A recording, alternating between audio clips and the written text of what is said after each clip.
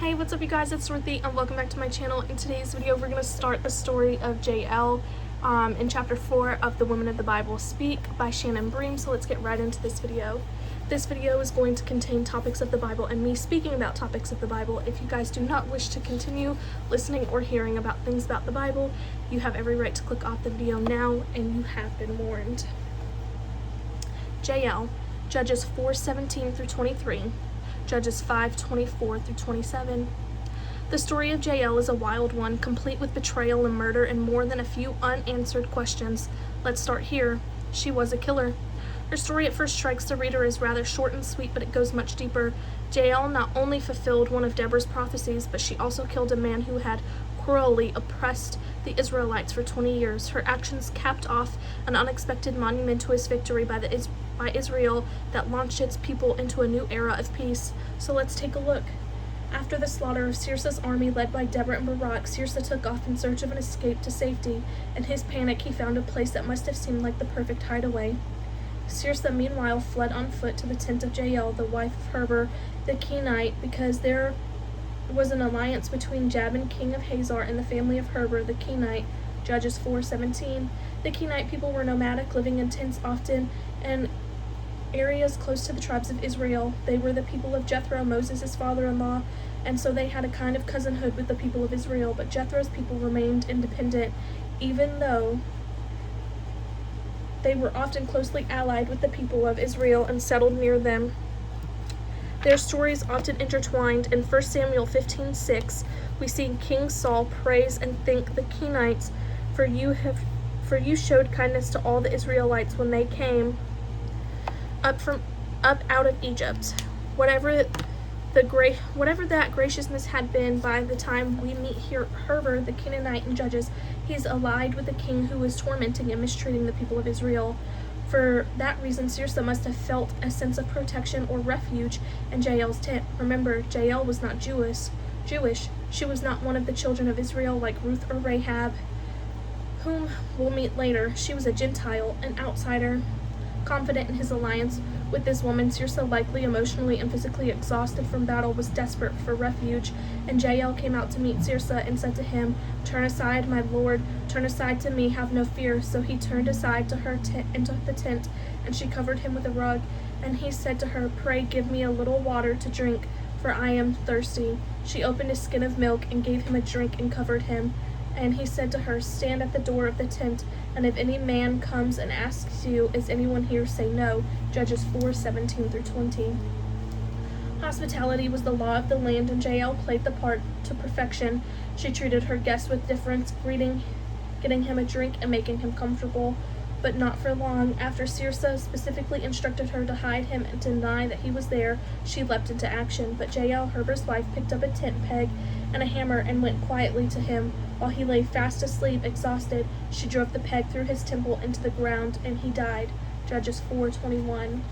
Open and shut case. We can imagine the prosecutor saying, "Let's just look at all the laws Jael has violated here. The law of hospitality, which says that the guest must never be harmed. The law of submission, which says a woman must serve a man. The law of God, which says that murder of a defenseless individual is a sacrilege." But wait, says the defense, that's not the whole story. Jael's actions stemmed directly from the obedience and bravery of Deborah. Let's not forget, Barak gave up his position of honor or glory because he didn't immediately heed the words of God sent to him through Deborah, and because of that, she prophesied that the Lord will deliver Sirsa into the hands of a woman. Judges 4:9, and he most certainly did. As it is sometimes the case with its characters, the Bible doesn't tell us what is happening in Jael's head as this prophecy is being fulfilled. It seems that whatever Heber's decisions and alliances were, Jael saw things differently the moment Sirsa showed up at her home. We know nothing of what Jael's life was like before, but it seems she must have felt some level of sympathy for the people of Israel. Had she seen the brutal treatment they'd been suffering at the hands of Jabin and Sirsa? Was she simply moved by the Spirit of God to rescue his people after they cried out to him? After all, he had provided Deborah, and they bravely followed her leadership into battle. Though we can't know her motives for certain, her actions leave no doubt Notice that she didn't even wait for Circe to come to her. She went out to meet him. Was Jael already formulating a plan in her head before Circe even said a word? She encouraged him to turn aside to her tent and have no fear.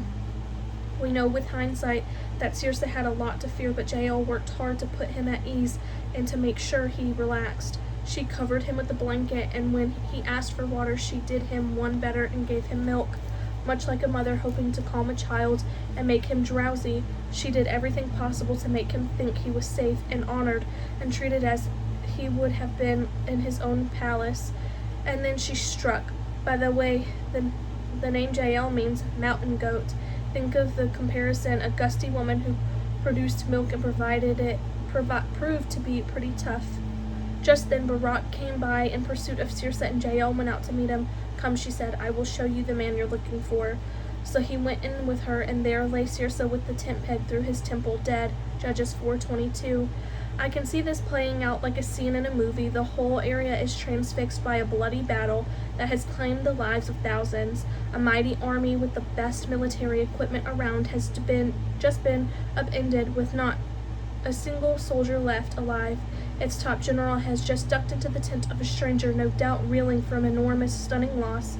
His hostess kills him. Just then, the general from the other side sprints up in hot pursuit of the first general, only to be calmly informed by the woman, I've got your man, and he's dead. She didn't try to hide it. No, she bravely approached Israel's top commander and exposed what she'd done.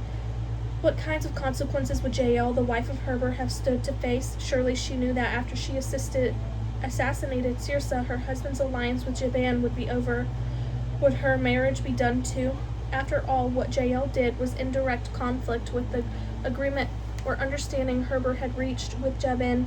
In killing Circe, Jael put everything on the line. Would her husband throw her out, refuse to speak to her again, refuse to give her even so much as a skin of water to carry with her into the desert? It was not a small thing that Jael was risking in order to throw in her lot with the people of Israel. It was her whole life. And here's the thing about Jael. She did not have a choice. If Esther, for instance, whom we'll meet later, had walked away from her people's flight, she would have been guilty of abandoning them in an hour of need. Mordecai knew it and warned her that even she, as queen, would not be safe. He also admonished her that if she did not rise up and save the Jews, someone else would. He knew Esther was in the palace for such a time as this. Esther 4:14. Esther didn't act in a vacuum, but Jael could have. What if she had simply decided to give Circe some water and a place to rest? No one would have condemned her, but like Rahab, Jael made a choice, and that benefited not her own people, but the people of Israel.